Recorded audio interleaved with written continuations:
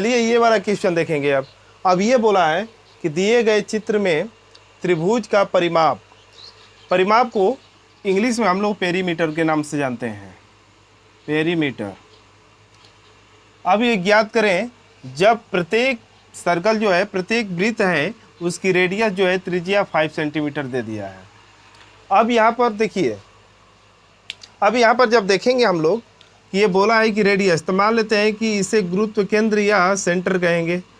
अब ये देखिए, ये सेंटर, ये रेडियस है। अब यहाँ से ये भी रेडियस हो गया, ये भी रेडियस, ये भी रेडियस। अब देखेंगे जब यहाँ पर इस पर लाएंगे तो ये लंब हो जाएगा। जो लंब जहाँ पड़ता है आप लोग जानते होंगे कि ये 90 डिग्री का होता है।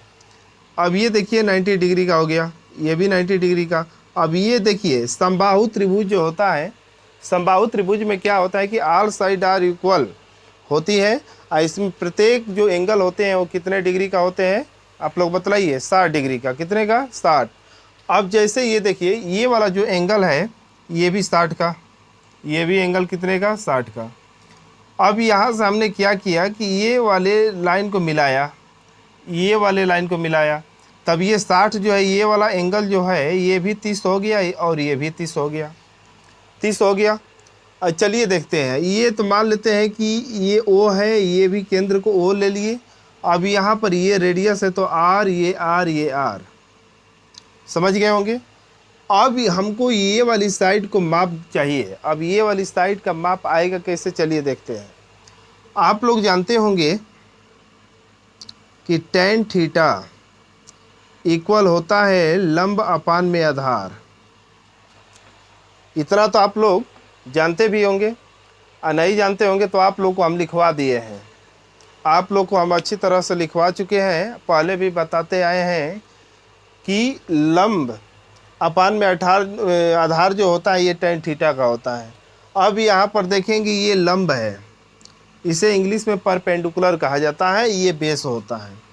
अब यहाँ पर जब देखेंगे, अब ये A है, ये B है, ये C है और ये D, ये E। अब यहाँ पर हमने देखा कि tan थीटा, थीटा का वैल्यू यहाँ tan 30, तो देखिए 30 डिग्री, तो tan 30 का वैल्यू जो होता है 1/√3 होता है, 1/√3 होता है।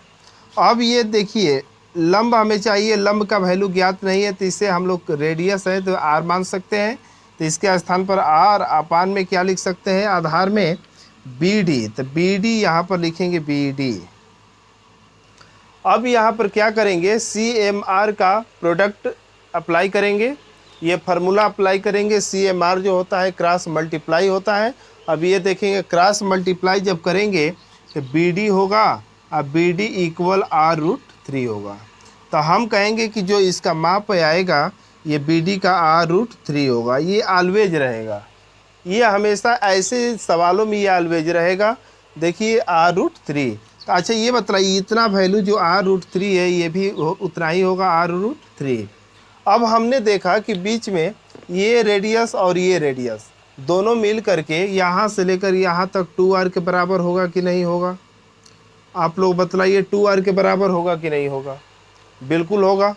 तो अब यहाँ पर हमने देखा कि यहाँ से लेकर, देखिए समबाहु त्रिभुज में ऑल साइड इक्वल होता है। अब इसमें एक साइड को यदि माप हमें ज्ञात हो जाए ना बाबू, तो अब देखिए ज्ञात हो जाए तो सभी साइड मालूम हो जाएगा, उसका परिमाप, क्षेत्रफल, हर चीज़ मालूम चलेगा। लेकिन हमें कोई साइड नहीं दिया है, लेकिन यहाँ पर खाली एक ही दिया है कि प्रत्येक वृत्त जो सर्कल है उसकी त्रिज्या कितना दिया है, 5 सेंटीमीटर। तो त्रिज्या को देख करके हमके समबाहु त्रिभुज का परिमाप ज्ञात करना होता है। तो चलिए देखिए, अब यहाँ से यहाँ तक ऐड करेंगे तो अब यहाँ पर देखेंगे BC बराबर जो हमारा होगा BC, यहाँ से लेकर के अभी ऐड करेंगे सभी को, तो R√3 प्लस R√3 अब प्लस 2R हमने ऐड किया। तो देखिए यहाँ पर पाया कि 2R√3 अब प्लस कितना हो गया, तो आप लोग कहेंगे 2R हो गया। अब यहाँ पर 2R को हम जब कॉमन बनाएंगे तो ये होगा √3 + 1, √3 + 1, या तो इस पर रख दीजिए। ये भुजा आपका देखिए BC जो है ये भुजा है, BC का वैल्यू निकल गया, लेकिन हर जगह ये अप्लाई नहीं होगा क्योंकि इसका वैल्यू बदल जाएगा। चलिए हम लोग इसमें देखेंगे। अब यहाँ पर ये साइड निकल गया, लेकिन यहाँ पूछा है पेरीमीटर परिमाप।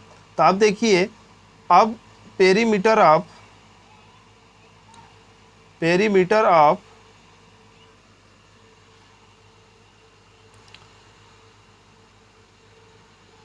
अब ये भुजा निकल गया। अब यहाँ पर डायरेक्ट आप लोग जानते होंगे, डायरेक्ट ये क्या कर दीजिए कि समबाहु त्रिभुज का जो परिमाप का फार्मूला होता है वो 3a होता है।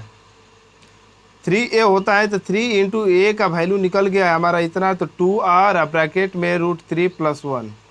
अब मल्टीप्लाई करेंगे तो 3 2 जा 6 होगा, 3 2 जा 6। अब 6 यहाँ पर रेडियस कितना है 5, तो 5 कर दीजिए। अब यहाँ पर √3 + 1 हो जाएगा। 6 5 जा कितना होता है 30, √3 + 1 हो जाएगा। यही इस क्वेश्चन का आंसर होगा। तो होप आप लोग को इतना समझ में आया होगा। अब देखते हैं दूसरा नंबर। सेम इसी तरह देखिए, यहाँ से ये वाला पार्ट जो होगा, ये रेडियस, ये भी सेंटर, ये रेडियस, ये रेडियस और ये रेडियस। अब ये बोले हैं कि यहाँ से जो डिस्टेंस होगा ये r√3 होगा, यहाँ से भी जो डिस्टेंस होगा r√3 होगा। लेकिन यहाँ बीच से यदि देखेंगे डिस्टेंस को, तो r, ये r, ये r, ये r, 1 2 3 4, तो 4r के बराबर हो गया। अब यहाँ पर दिया है कि रेडियस का वैल्यू दे दिया है 5, तब यहाँ पर सब रख दीजिए, रख करके ऐड कर दीजिए, हमारा साइड निकल जाएगा। चलिए देखिए, यहाँ पर हमने रखा तो 5 रूट कितना हो गया 3। यहाँ पर 4r है तो कितना हो जाएगा 4 5 जा 20, प्लस यहाँ पर कितना हो जाएगा 5√3। अब ऐड करेंगे तो 10 रूट कितना हो जाएगा 3 + 2 0 20। अब यहाँ पर क्या करेंगे, कॉमन बना लीजिए 10 को, तो √3 + 2 होगा। ये देखिए हमारा एक साइड का भुजा निकल गया। लेकिन परिमाप पूछा है तो परिमाप का फार्मूला आप लोग जानते होंगे। परिमाप का फार्मूला आप लोग जानते होंगे क्या होता है, तो 3a।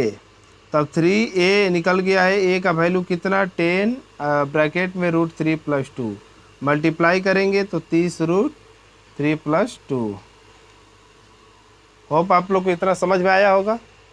चलिए हम लोग नेक्स्ट क्वेश्चन की तरफ बढ़ते हैं।